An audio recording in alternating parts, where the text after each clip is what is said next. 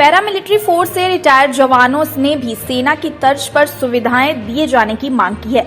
रविवार को नगर निगम सभागार में एक बैठक के दौरान तमाम पैरामिलिट्री फोर्स से रिटायर्ड जवानों की बैठक हुई, जिसमें सभी ने एक मत से कहा कि सरकार उनकी उपेक्षा कर रही है, जबकि उनका कार्य सेना के बराबर है।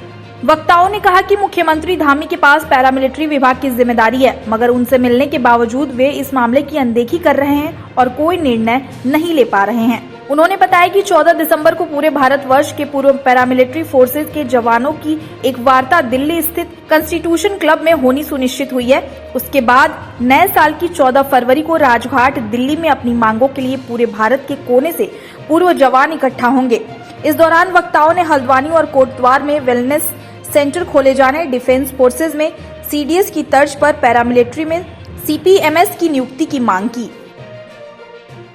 हमारे यहाँ पर एक संगठन बना है, बहुत पहले 2006 में बना था, उसको हम चलाते जा रहे हैं और इसमें अपनी सब कल्याण संबंधी जो विडोज है, रिटायरीज है, इनका जो है कल्याण के लिए जो हम आगे लड़ते रहते हैं। इसमें सबसे प्रमुख बिंदुएं ये है कि सरकार से हमारी बहुत सारी मांगे हैं जो अधूरा रहा हुआ है। सबसे पहले तो पेंशन है, 2004 का जो है उससे पेंशन बंद कर दिया, जबकि बॉर्डर में इतने दूर दूर जो है लोग ड्यूटी करते हैं, इंटरनल ड्यूटी करते हैं, इलेक्शन ड्यूटी करते हैं, फ्लड में ड्यूटी करते हैं, लेकिन दुर्भाग्य है हमारा कि सरकार इसको सुन ही नहीं रहा है। दूसरी बात जो है हेल्थ का है, स्वास्थ्य के लिए हमने हल्द्वानी में यहाँ पर एक सीजीएचएस हॉस्पिटल मांगने के लिए मांग की है, जो हमको ऑथराइज है, लेकिन सरकार ने अभी तक अनदेखी की है उसको। उसके बाद हमारा जो पे अलाउंसेज है, वो आर्मी के बराबर जो है नहीं दिया जा रहा है, जबकि आर्मी से भी ज्यादा ड्यूटी करते हैं।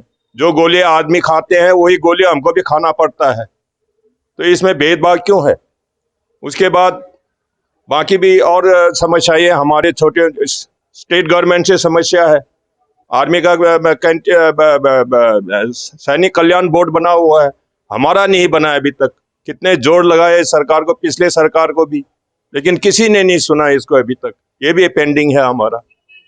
इसके अलावा जवानों के छुट्टी का है, छुट्टी टाइम पर नहीं मिलता है उनको, जिसकी वजह से परसों ही यहाँ पर एक घटना हुई है आपकी सीआरपीएफ में, सुसाइड कर देते हैं लड़के। टेंशन होता है, परेशानी होती है घर से। पुराना जमाना अलग था, लेटर नहीं आता था, लेटर आता था तो उसमें जो है पता नहीं चलता था कैसे भी घर में हो। आज के दिन में तो टेलीफोन है, फटाफट उनको पता चल जाता है घर से, टेंशन पैदा हो जाती। बहुत सारी घटनाएं हुई हैं ऐसे सुसाइड की। इसके अलावा हमारा जो बॉस है, बॉस जो है हमारा अभी तक हमारा पैरामिलिट्री का बॉस नहीं है। आईपीएस वाले हमें कमांड करते हैं, जो कि आईपीएस वाले कोई हमारे ड्यूटी के बारे में कुछ नहीं जानते हैं। वो कुर्सी में आते हैं, कुर्सी में आकर के फिर चले जाते। जो हमारा दर्द और नहीं देख पाया, जो हमारा दर्द जो है जवानों का पता ही नहीं है उसको, तो वो क्या जाने वो आगे क्या हमारा कल्याण संबंधी बिंदुओं को जो है सरकार को पहुंचाए। इसमें कोई भी ऑफिसर हमारा जो डीजी लेवल के हैं, वो कोई आज तक किसी ने बिंदु आगे नहीं रखा है सरकार के पास।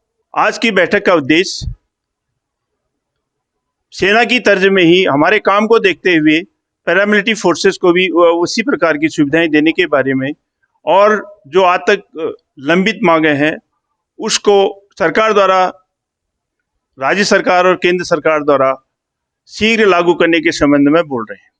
हमने नए जो मुख्यमंत्री हैं श्री पुष्कर सिंह धामी जी को 8 जुलाई 2021 को एक ज्ञापन दिया था, जिसमें ये लिखा था कि हमारे लिए हमें भी आर्मी की तर्ज में सुविधाएं दी जाए, जिसका एक आदेश 14 फरवरी 2014 को निकला था, एक शासनादेश निकला था, जिसमें ये लिखा गया था कि आर्मी की तर्ज में ही सुविधाएं पैरामिलिट्री फोर्स को दिया जाए, लेकिन आज तक धरातल में शून्य है। आज की तारीख में जो विभाग है मुख्यमंत्री जी के पास है, इसलिए हमारी मांगे पूरी न होने के कारण पूरे पैरामिलिट्री फोर्सेस के सदस्यों और परिवार में रोष व्याप्त है। मुख्यमंत्री जी हमारी अनदेखी कर रहे हैं। अगर उन्हें हमारी मांगें नहीं मानी गई और हमारी अनदेखी की गई और शीघ्र कल्याण निदेशालय पैरामिलिट्री का देहरादून में और सभी जिलों में सोल्जर बोर्ड की तर्ज में अगर न खोला गया तो आने वाले इलेक्शन में इसका खामियाजा भुगतना पड़ेगा। दूसरा, हमें सीजीएस फैसिलिटी कुमाऊं मंडल और पूरे उत्तराखंड की भौगोलिक परिस्थिति को ध्यान में रखते हुए 2010 से हल्द्वानी और कोटद्वार में सीजीएस सुविधा खोलने के लिए प्रयास कर रहे हैं, लेकिन हमारी सभी जो सक्षम अधिकारियों को 2010 से हम लगातार पत्र व्यवहार कर रहे हैं, लेकिन अभी तक वो भी धरातल में शून्य है। हमने अभी के जो नए स्वास्थ्य मंत्री केंद्रीय सरकार में श्री मनसुख मांडविया जी को भी एक पत्र लिखा है कि हम अतिशीघ्र हल्द्वानी और कोटद्वार में सीजीएस सुविधा उपलब्ध की जाए, और उनसे हमने मिलने का समय भी मांगा है, लेकिन अभी तक हम उनकी तरफ से हमें कोई जवाब नहीं मिला है।